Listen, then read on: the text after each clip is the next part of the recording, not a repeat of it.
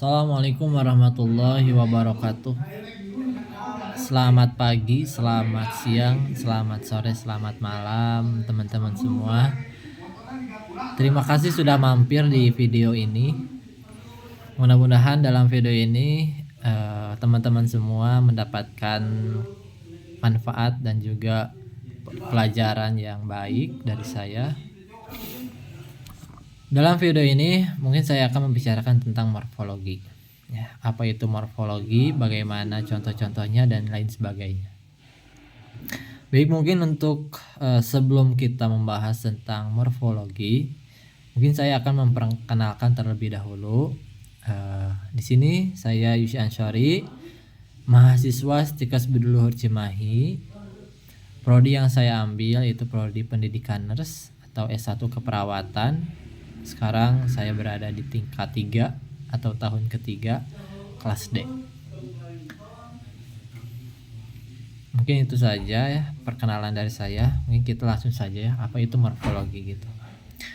Morfologi adalah cabang ilmu linguistik yang mempelajari struktur kata dan bagaimana kata-kata terbentuk serta hubungannya dengan elemen lain dalam bahasa. Ada juga definisi lain. Apa itu morfologi? Morfologi adalah cabang ilmu bahasa yang mempelajari struktur kata, termasuk susunan kata dan pembentukan kata. Nah, jadi morfologi ini adalah ilmu atau metode-metode bagaimana sih kita cara mengetahui struktur kalimat gitu ya. Bagaimana sih kita bisa mengetahui susunan kata ya dalam sebuah kalimat atau bentuk-bentuk kata dalam sebuah kalimat. Nah, di sini kita akan mempelajari tentang morfologi. Istilah morfologi berasal dari bahasa Yunani. Ya, gabungan kata dari morphe yang berarti bentuk dan logos yang berarti ilmu. Jadi morfologi ya disambung jadi morfologi. Ilmu yang mempelajari tentang bentuk kata. Proses morfologis adalah proses pembentukan kata-kata dari satuan lain yang merupakan bentuk kata dasarnya. Proses morfologis dapat meliputi afiksasi, yaitu penambahan imbuhan, ada reduplikasi, pengulangan kata baik sebagian ataupun seluruhnya. Lalu ada akronim, penyingkatan atau pemendekan kata. Dan terakhir ada konversi, itu perubahan kelas kata. Morfologi juga dapat digunakan dalam ilmu geografi untuk menggambarkan perwujudan daratan di muka bumi.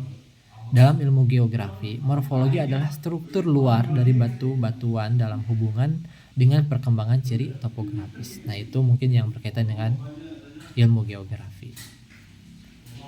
Selanjutnya mungkin saya akan langsung saja ya. Jadi morfologi ini terbagi menjadi dua elemen utama. Jadi dua elemen ini yang perlu kita pelajari. Yang pertama yaitu morfem. Apa sih itu morfem? Yaitu unit terkecil dari arti dalam bahasa, seperti kata dasar, awalan atau akhiran. Contohnya dalam kata bermain misalkan ya, bermain. Kata ber yaitu awalan ya, awalan dari kata bermain ber, dan main adalah kata dasar daripada kata bermain. Jadi berawalannya dan mainnya itu kata dasarnya. Nah, itu contoh daripada morfem. Lalu yang kedua yaitu proses morfologis. Ya, tadi juga sudah disinggung proses morfologis itu apa. Itu cara kata-kata dibentuk ya. Jadi cara-caranya sebuah kata itu dibentuk dan dimodifikasi, seperti melalui infleksi,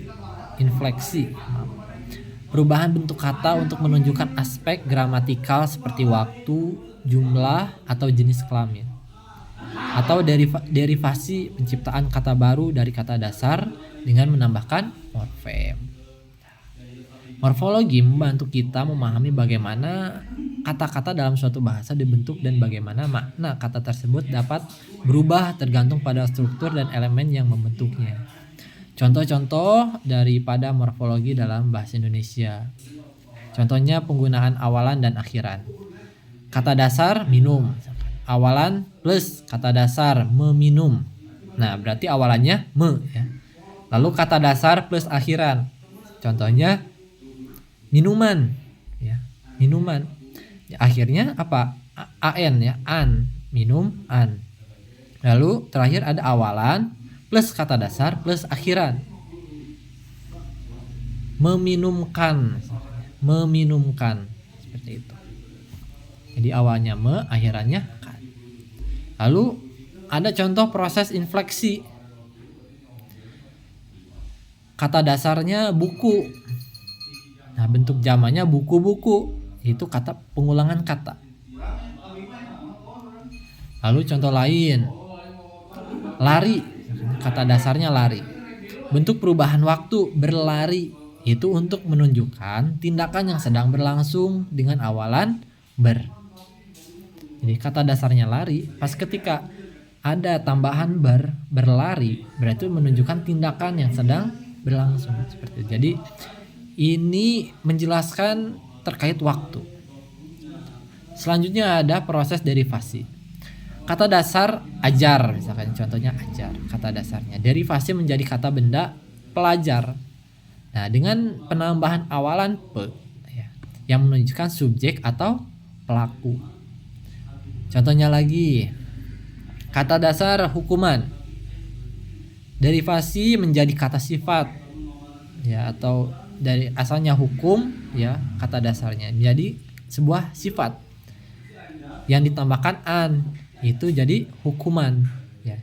Dengan adanya an ini, jadi kata dasar hukum ini menjadi sebuah sifat, kata sifat yang menunjukkan hasil atau objek dari sebuah tindakan. Yang keempat itu morfem terikat dan bebas. Contohnya rumah, morfem bebas rumah dapat berdiri sendiri sebagai kata. Morfem terikat misalkan ber, seperti pada berjalan, tidak dapat berdiri sendiri dan harus melekat pada morfem bebas. Contoh-contoh ini mungkin bisa menunjukkan ya bagaimana morfologi bekerja dalam membentuk kata dan makna dalam bahasa.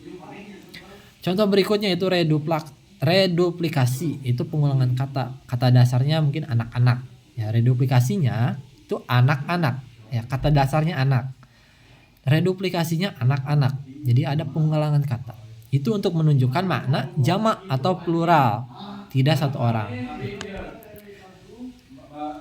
Contoh lain sayur misalkan ya. Reduplikasinya apa? Sayur-sayuran misalkan ya. Jadi pengulangan katanya sayur-sayuran digunakan untuk menyatakan sejenis sayur yang beragam atau tidak spesifik.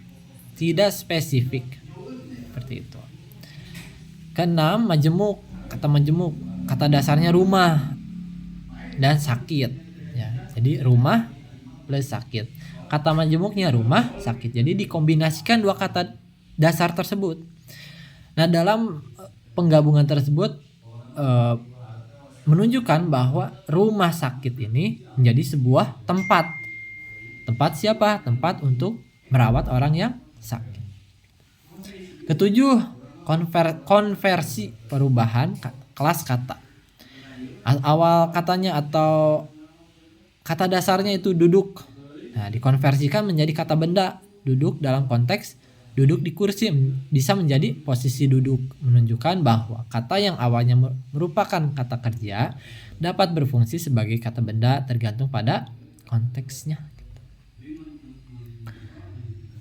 Yang terakhir yaitu penggunaan afiks berlapis. Nah, afiksasi ya. Kata dasarnya tulis makanya. Afiksasi berlapis menuliskan. Jadi awalnya ada me plus kata dasar tulis. Terus ada akhirannya yaitu kan, menunjukkan tindakan menulis untuk tujuan tertentu, menuliskan. 9, morfem zero atau tidak berwujud. Contoh dalam bahasa Indonesia kadang-kadang ada morfem yang tidak terlihat tetapi tetap mempengaruhi struktur kata. Misalnya dalam kata saya akan pergi. Kata akan ini menunjukkan waktu yang akan datang meskipun tidak ada perubahan pada kata pergi itu sendiri.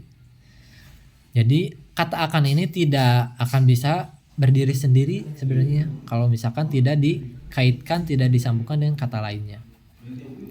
Yang ke-10 yaitu penyerapan kata asing. Kata dasarnya yaitu telepon misalnya.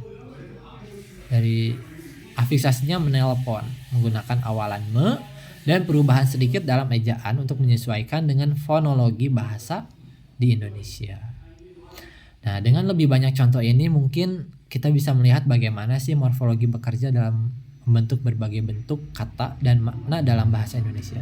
Tanpa adanya ilmu morfologi ini mungkin bahasa yang ada di Indonesia sulit dipahami. Mungkin penjelasan dari saya cukup sekian. Mohon maaf bila ada kesalahan atau kekurangan dalam penyampaian tersebut. Mohon jika ada kesalahan dikoreksi di komen ya. Silahkan komen koreksiannya dan jangan lupa like, share, and subscribe. Oke? Terima kasih. Assalamualaikum warahmatullahi wabarakatuh.